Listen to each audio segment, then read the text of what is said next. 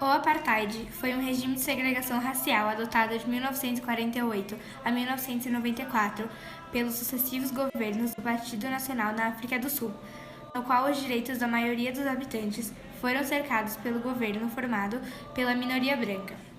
A segregação racial na África do Sul teve início ainda no período colonial, mas o apartheid foi introduzido como política oficial após as eleições gerais de 1948. A nova legislação dividia os habitantes em grupos raciais, negros, brancos, de cor e indianos, segregando as áreas residenciais, muitas vezes através de remoções forçadas. A partir de finais da década de 1970, os negros foram privados de sua cidadania, tornando-se legalmente cidadãos de uma das 10 pátrias tribais autônomas chamadas de Bantustões.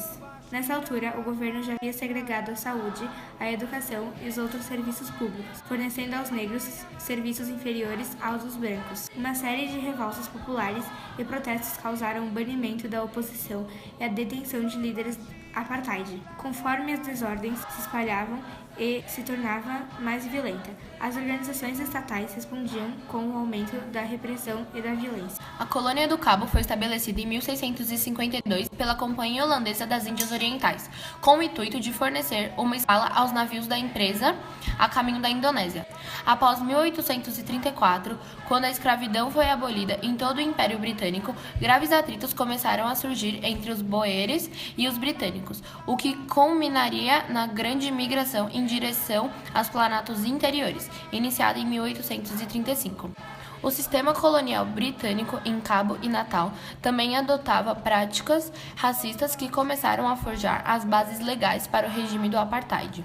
Os britânicos introduziram a lei do passe no século XIX.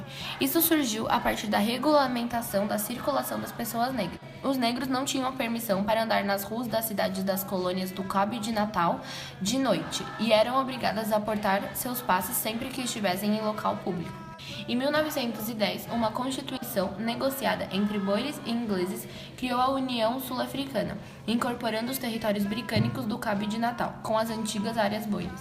Os africaneiros chegaram ao poder em 1910, com a eleição do primeiro-ministro, Louis Botha, cujo governo adotou as primeiras leis de segregação racial. Em 1913, todos os negros foram impedidos de comprarem terras fora das reservas indígenas. Ainda naquele ano, dividiu a posse de terras na África do Sul, por grupos raciais. Os negros, que constituíam 2/3 da população, passaram a ter direito a apenas 7,5% das terras, enquanto os brancos, 1/5 da população, tinham direito a 92,5% das terras. O Partido Reunido Nacional venceu as eleições gerais de 1948 sob a liderança de Daniel François Malan, clérigo da Igreja Reformada Holandesa. Uma das principais promessas de campanha de Malan era aprofundar a legislação de segregação racial. Malan instituiu o regime do apartheid.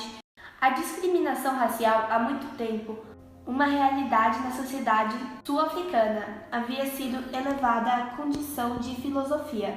Uma sociedade conhecida como Broederbond, Irmandade, congregava os solucionadores de problemas, que elaboram a doutrina do apartheid.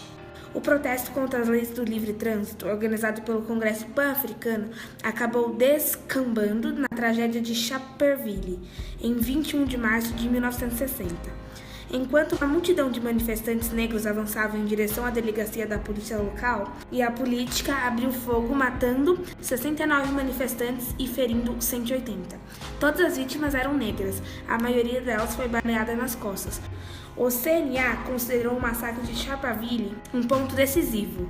O governo também endureceu sua posição, desaprovado pela opinião mundial e diante de um boicote econômico impostos pela Organização das Nações Unidas.